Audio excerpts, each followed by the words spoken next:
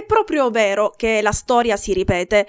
Era il 18 novembre del 2016 quando si verificò il crollo di parte del muretto sottostante la chiesa Beata Maria Vergine delle Grazie, meglio conosciuta come Grazia Lontana a Favara, proprio a ridosso della strada statale 122 che collega Favara con Castrofilippo.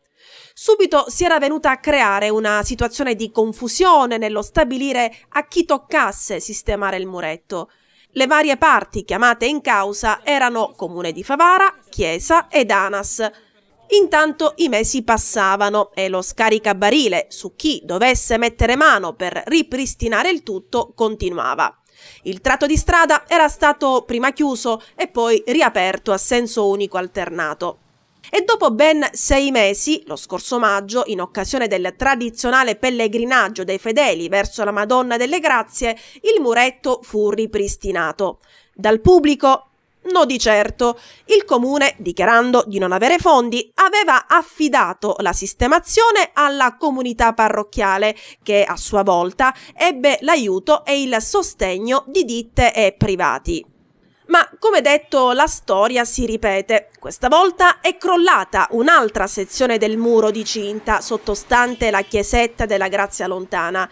I massi sono finiti per strada e la zona è stata delimitata con del nastro monitore, ancora una volta con conseguente chiusura al traffico di parte della carreggiata. Il crollo delle ultime ore è avvenuto a pochi metri di distanza da quello di un anno fa, a separarli una immagine votiva. Insomma, 2 crolli nel giro di un anno farebbero pensare ad una precarietà strutturale del muro.